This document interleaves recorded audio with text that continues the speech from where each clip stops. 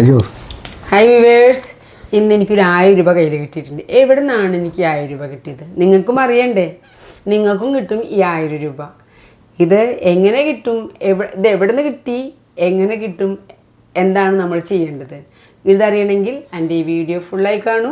നിങ്ങൾക്ക് എല്ലാ ഡീറ്റെയിൽസും ഞാനിതിൽ പറയുന്നുണ്ട്. അപ്പോൾ സ്കിപ്പ് ചെയ്യാതെ വീഡിയോ ഫുള്ളായി കണ്ടാൽ നിങ്ങൾക്കും കിട്ടും 1000 രൂപ.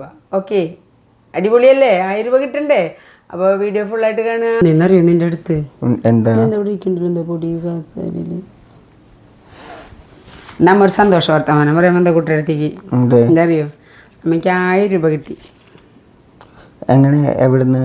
അതായത് നമ്മുടെ കേരള സർക്കാരിൻ്റെ സ്ത്രീ സുരക്ഷാ പെൻഷൻ എന്ന് പറഞ്ഞിട്ടൊരു സംഭവം കൊടുത്തിട്ടുണ്ടായിരുന്നു. അപേക്ഷിച്ച എല്ലാവർക്കും ഇതിനോടകം തന്നെ പൈസ കൊടുത്തു കഴിഞ്ഞു. അമ്മ ഇത് അപേക്ഷിച്ചിട്ട് 1 മാസം ആയോന്നല്ല. മായേച്ചിയില്ലേ നമ്മുടെ കൂട്ടുകാരത്തി, മായേച്ചിയാണ് അമ്മയ്ക്ക് അക്ഷയയിൽ ഇത് രജിസ്റ്റർ ചെയ്ത് തന്നെ.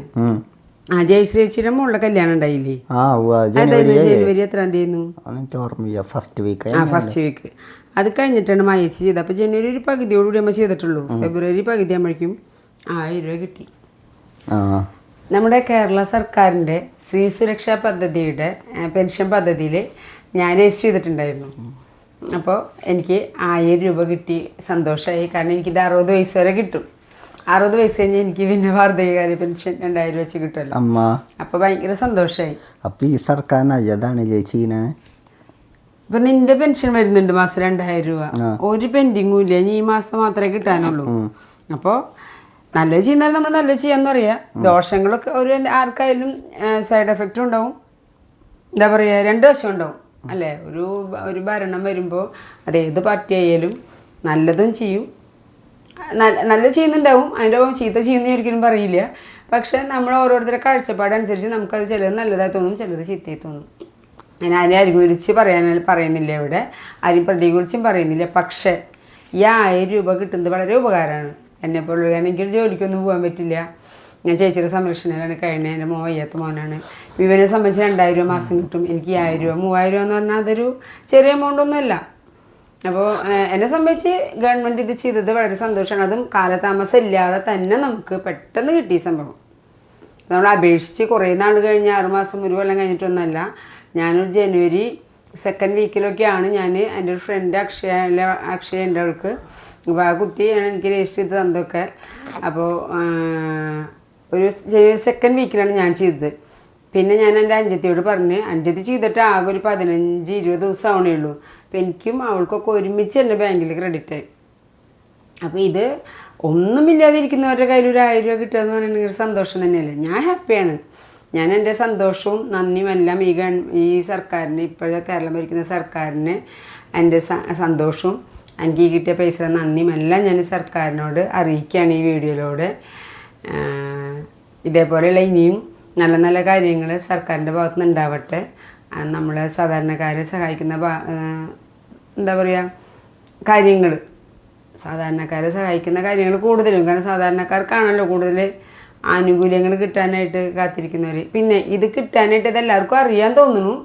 ഇത് കിട്ടാൻ നമുക്ക് വേണ്ട മാനദണ്ഡങ്ങൾ എന്ന് പറഞ്ഞിട്ടുണ്ടെങ്കിൽ നമ്മുടെ റേഷൻ കാർഡ് മഞ്ഞോ പിങ്കോ, അതായത് BPL-ഉം പിന്നെ എന്താണ് അന്നയോജന, ഞാൻ പറഞ്ഞുതരാം കേട്ടോ. അവിടെ എഴുതി വെച്ചിട്ടുണ്ട്. അല്ല ഇതല്ല, മൊബൈലിൽ എടുത്ത് വെച്ചിട്ടുണ്ട്. നമുക്ക് മറ്റുള്ള പെൻഷനുകളൊന്നും ലഭിക്കാൻ പാടില്ല. ക്ഷേമ പെൻഷൻ ഇപ്പം എൻ്റെ മോന് 35, അത് പ്രായപരിധി ഉണ്ട്. നമുക്ക് 35 വയസ്സിന് 60 വയസ്സിന് ഇടയിരുന്നുണ്ട്. ഇപ്പം എൻ്റെ മോന് ഈ പെൻഷൻ ഇപ്പം 35 വയസ്സിന് ഇത് ഒന്നാമത് ഇത് സ്ത്രീ സുരക്ഷ, മോൻ്റെ കാര്യം പറയണില്ല, സ്ത്രീ സുരക്ഷാ പെൻഷനാണല്ലോ. ഇപ്പോൾ വിധവ 35 വയസ്സിനുള്ളിൽ വിധവയായിട്ട് വിധവ പെൻഷൻ വാങ്ങുന്നവർക്കാണെങ്കിൽ ഇതിനെ അപേക്ഷിക്കാൻ പറ്റില്ല. അപ്പോൾ വേറെ ക്ഷേമ പെൻഷനുകളൊന്നും നമുക്ക് ഉണ്ടാവാൻ പാടില്ല. 35-നും 60 വയസ്സിനും ഇടയിലാണ് നമ്മുടെ പ്രായം വേണ്ടത്. പിന്നെ നമ്മുടെ കാർഡ് BPL-ഉം അന്നയോജന മഞ്ഞ കാർഡുണ്ട്, അന്ത്യോദയ അന്നയോജന എന്ന് പറഞ്ഞിട്ടുള്ള മഞ്ഞ കാർഡ്, അല്ലെങ്കിൽ നമുക്ക് പിങ്ക് കാർഡ് ആയിരിക്കണം. പിന്നെ നമ്മൾ കേരളത്തിലുള്ള സ്ഥിരതാമസക്കാരായിരിക്കണം. നമുക്ക് വീട്ടു നമ്പർ ഉണ്ടായിരിക്കണം. നമ്മൾ വാടകയ്ക്ക് താമസിക്കുകയാണെങ്കിൽ അവിടുത്തെ വീട്ടു നമ്പർ ആയാലും മതി. പിന്നെന്താണ് വേണ്ടത്? SLC ബുക്ക് വേണം, ആധാർ കാർഡ് വേണം. അതായത് നമുക്ക് SLC ബുക്കാണ് ഞാൻ കൊടുത്തത്. SLC ബുക്കാണ്.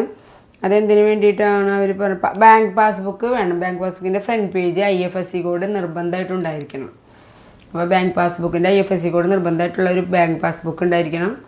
നമ്മുടെ SLC ബുക്ക് കൊണ്ടുപോകണം, ആധാർ കാർഡ് കൊണ്ടുപോകണം. ഇത് 3 കൊണ്ടുപോയി നമുക്ക് രജിസ്റ്റർ ചെയ്യാം. പിന്നെ നമുക്ക് മറ്റ് പെൻഷനൊന്നും ലഭിക്കുന്നതുകൊണ്ട് നമ്മൾ തന്നെ സ്വയമേ സാക്ഷ്യപ്പെടുത്തി ഒരു പ്രസ്താവന കൊടുക്കണം. ആധാർ കാർഡും മഞ്ഞ അല്ലെങ്കിൽ പിങ്ക് റേഷൻ കാർഡ്, പിന്നെ നമ്മൾ ഇതിലിപ്പോൾ SLC ബുക്ക് എന്ന് പറഞ്ഞാൽ ഞാൻ പക്ഷേ SLC ബുക്ക് കൊടുത്തല്ലോ. പ്രായം തെളിയിക്കുന്ന രേഖ, അതായത് സ്കൂൾ സർട്ടിഫിക്കറ്റ് അല്ലെങ്കിൽ ജനന സർട്ടിഫിക്കറ്റ് അല്ലെങ്കിൽ ആധാറിൻ്റെ ഡേറ്റ് ഓഫ് ബർത്തൊക്കെ ഉണ്ടായാൽ മതി. ഇത് കൊണ്ടുപോകണം. ഇത്രയായി കഴിഞ്ഞാൽ K-സ്മാർട്ട് പോർട്ടലിൽ നമുക്ക് തന്നെ ചെയ്യാൻ തോന്നുന്നത്. K-സ്മാർട്ട് പോർട്ടലിൽ പോയിട്ട് നമുക്ക് തന്നെ ഓൺലൈനായിട്ട് അപേക്ഷിക്കാം, അല്ലെങ്കിൽ നമുക്ക് അക്ഷയയിൽ പോയി ചെയ്യാം. അപ്പോൾ ചെയ്യാത്തവർ എത്രയും പെട്ടെന്ന് ചെയ്യുക, നിങ്ങൾക്കും കിട്ടും 1000 രൂപ. ഓക്കെ, നമ്മുടെ വ്യൂവേഴ്സിന് എല്ലാവരോടും ഒരു ഹായ് പറയും. ഹായ്. അപ്പോൾ അപേക്ഷിക്കാത്തവരുണ്ടെങ്കിൽ എത്രയും പെട്ടെന്ന് എല്ലാവരും അപേക്ഷിക്കണം കേട്ടോ. Okay, by.